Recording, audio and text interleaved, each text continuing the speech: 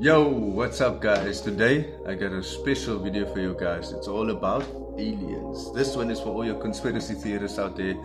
This one I compiled and it's gonna be good. Let's take a look. Let's see you in the video. Let me be clear. UAP are real. Advanced technologies not made by our government or any other government are monitoring sensitive military installations around the globe. Furthermore, the U.S. is in possession of UAP technologies, as are some of our adversaries. I believe we are in the midst of a multi-decade secretive arms race, one funded by misallocated taxpayer dollars and hidden from our elected representatives and oversight bodies. For many years, I was entrusted with protecting some of our nation's most sensitive programs. In my last position, I managed a special access program on behalf of the White House and the National Security Council. As such, I appreciate the need to protect certain sensitive intelligence and military information. I consider my oath to protect secrets as sacred, and I will always put the safety of the American people first. With that said, I also understand the consequences of excessive secrecy and stovepiping. Nowhere was this more apparent than in the aftermath of 9/11, which many of us remember all too well. I believe that America's greatness depends on three elements. A watchful Congress, B, a responsive executive branch, and C, an informed public. Over the last decade and a half, I learned that certain UAP programs were and are operating without any of these elements. Although much of my government work on the UAP subject still remains classified, excessive secrecy has led to grave misdeeds against loyal civil servants, military personnel, and the public, all to hide the fact that we are not alone in the cosmos. A small cadre within our own government involved in the UAP topic has created a culture of suppression and intimidation that I've personally been victim to, along with many of my former colleagues. This includes unwarranted criminal investigations, harassment, and efforts to destroy one's credibility. Most Americans would be shocked to learn that the Pentagon's very own Public Affairs Office openly employs a professional psychological operations officer as the singular point of contact for any UAP-related inquiries from citizens and the media. This is unacceptable. Many of my former colleagues and I have provided classified testimony to both the Department of Defense and the Intelligence Community Inspector General, and many of us have subsequently been targeted by this cabal with threats to our careers, our security clearances, and even our lives. This is not hyperbole, but a genuine fact, and this is wrong. To fix these problems, I propose three principal actions. First, Congress and the President should create a single point of contact responsible for a whole-of-government approach to the UAP issue.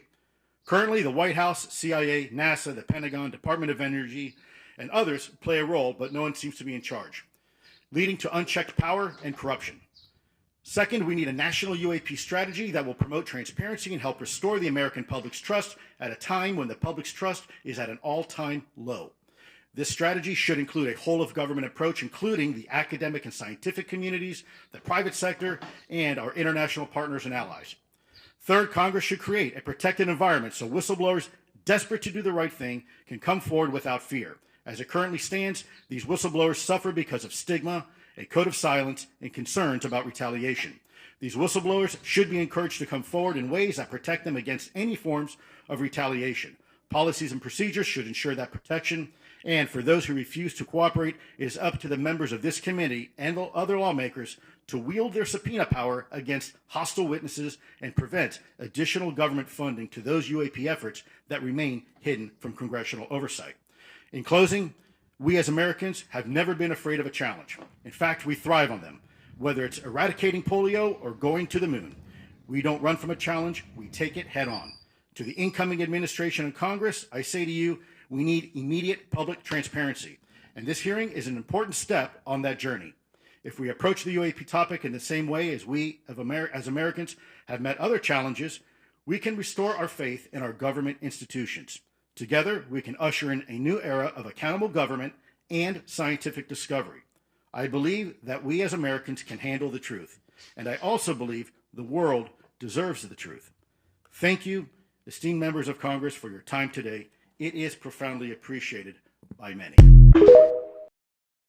That we have possession of bodies? Yes. We have is it multiple types of creatures, or? Sir, I couldn't answer that. I can tell you anecdotally that it was discussed quite a bit when I was at the Pentagon. The problem is the supposed collection of these biological samples occurred before my time, in fact, before I was even born. And was this part of the Lockheed Martin discussion, or was this the biologics is a completely separate?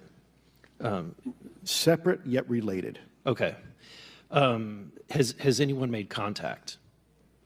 Sir, I'm sorry, could you specify? Has there been any, to your knowledge, any communication with a non-human life form?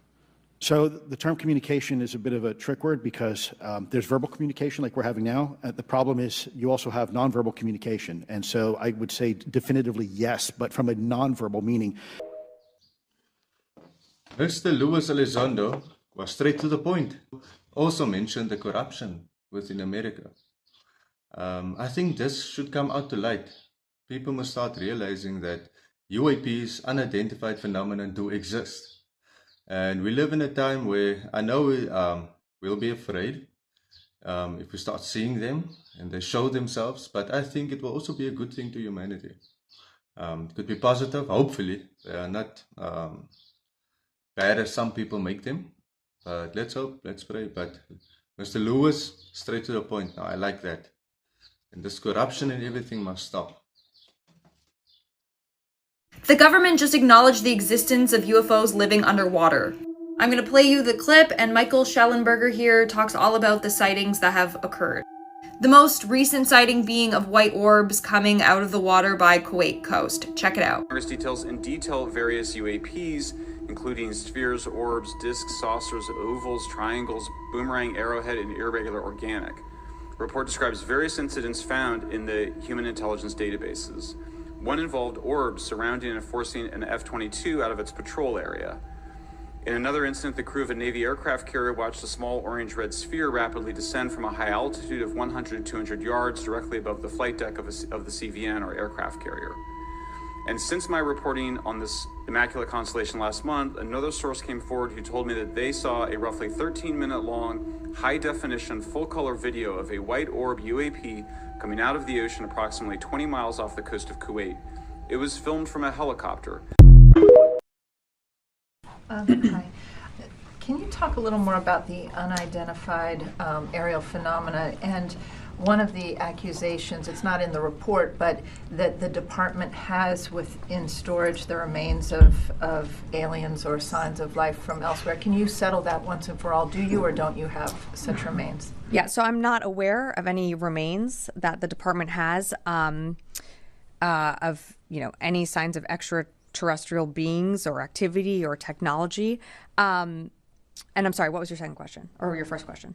Well, it's really about that, and then also what the top line finding in this report. So the report, again, was briefed to staff, and committee members were notified about the report. Part of this annual report submitted to Congress is accountability, and to ensure that we continue to keep members updated through our Aero office. Go ahead. Have you found any evidence of foreign involvement in any of these unidentified aerial phenomena? Yeah, to date, the department has not discovered any verifiable evidence of extraterrestrial beings, activity, or technology, nor verifiable information to substantiate claims that any programs regarding possession or reverse engineering of extraterrestrial materials have existed in the past or currently exist. Okay, and in terms of the strikes on the Houthis in the past week, why were the F-35Cs used in those strikes? Is it symbolic? Was it needed? And yet the Houthis keep firing. I mean, why we use certain capabilities is also what's available in the AOR. The F-35s are, are part of the Abe Carrier Strike Group. Why they're used, they bring different capabilities than some of the other aircraft in the region, but that's really at the discretion of the commander. I can't get into more of the operational details on that, but it's really depends on the mission, the operation, and what's available and what we need to accomplish, and different aircraft are used at different times. Yeah, Ostim. Thank you. I have a follow-up one. Tara asked about Ukrainian assistance to Ukraine. So just the Pentagon. I thought you were going to ask me about UAPs. Why has Earth been in so many territorial conflicts with ETs over who is going to control Earth? Because Earth is a playground, let's say, and a scenario in which many of the karmic cycles of energy or evolution of all the races is being played at the moment. Nice. So they have great interest in what happens with humanity's evolution because we hold their DNA, their genetic information, so we are connected to their consciousness. That way, what happens with us influences to their evolution and their consciousness. Do you think that every being at every level of every dimension ultimately either wants or has been shown that its big goal is to evolve out of the dimension that they're in?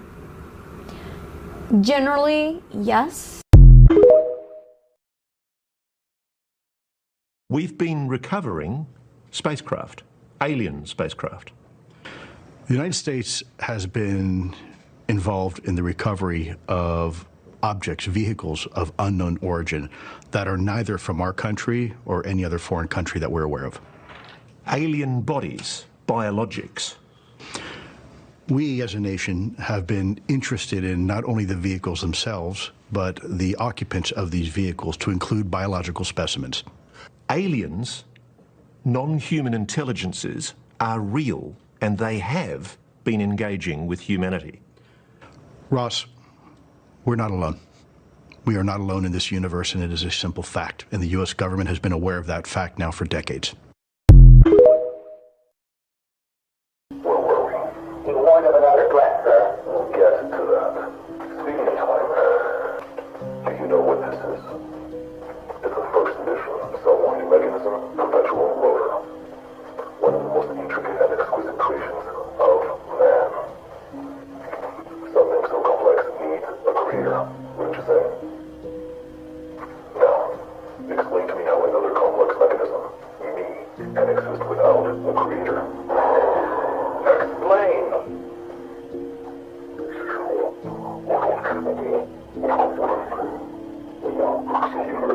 Again!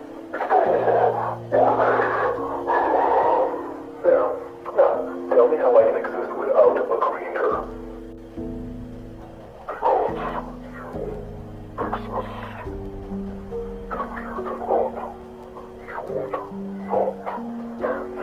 Well, that's not exactly an answer.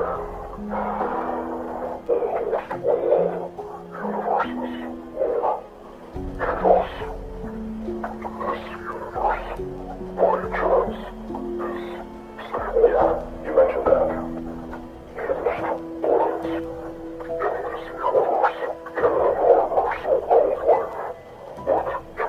Wait. So there's more planets like ours. Okay, so if other planets don't have life, why, miraculously, does ours? Miraculous. Do you guys have another person saying we are not alone? What do you guys think?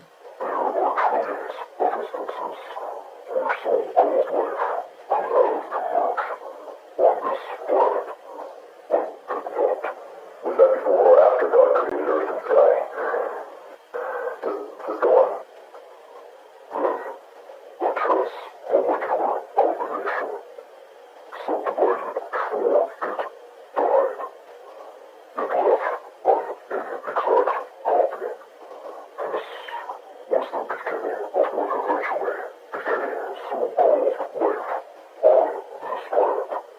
So that's it. What made this molecular combination so special? Really?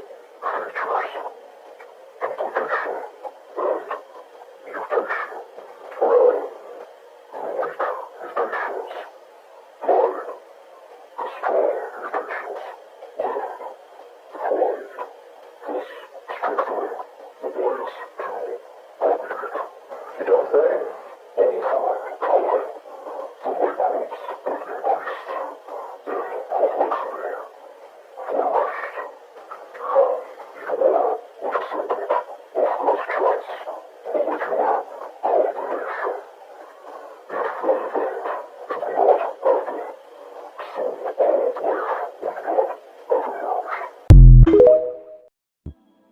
I'm going to tell you a story about humanity. And like any good story, we need to start at the beginning. A lot of people want to know what the beginning was like for humanity. So after channeling for 40 years, the information has often been asked, where did we come from? The way the story goes from the information gathered from the channeling is as follows. Many hundreds of thousands of years ago, the natural hominid that evolved upon the earth, that we often refer to as Homo erectus, existed, and at one point, the story goes, an extraterrestrial race visited the earth. They came to Earth to mine minerals that would help them create a balance on their planet. And in taking on this task, they began to realize that it was quite daunting and would take a long time, longer than they had. It was very important to balance out the weather on their planet with the minerals for a very, very short period of time. And so they needed help in order to do this.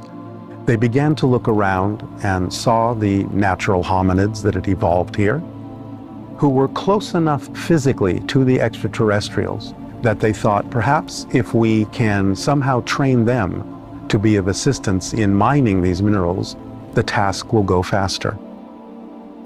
But being master geneticists, they felt that a way to accomplish this would be to take their own genetics and inject them into the hominids and create them to be a little bit more like the extraterrestrial race so they would be easier to train, so that they would be able to understand what the task was all about and help. One man told me that he got the impression that some of these groups, the Ebens, were studying what happens at the moment of death to the human soul. If they find our soul worth studying, then maybe the Ebens find us worth preserving. If they find that our soul is worth studying and preserving, then learning how we can become collaborators with the government in learning as much as we can, as understanding as much as we can, and reporting everything that happens in our lives, not being afraid to report, could be one of the keys to a 21st century that goes from this point forward toward peace and freedom instead of becoming a police state. One man recently who does still work in the military said that he thinks that one of the keys to what has been a more rapid transition has been the digital age. And look how fast it's come upon us. And that behind the digital age literally could be the non-humans who are on human side trying to do something that brings the world of humans more together. One abductee said, I had an encounter with, and this was a reptile. In fact, you probably all have heard of Jim Sparks. This goes back to the early 90s. Hey guys, hope you guys liked that video. Please like and subscribe to my channel. This one goes out to all the conspiracy theorists. Tomorrow I'll be posting another one like I promised you guys. 5 videos every day of the week. Let's get into the next one. Cheers.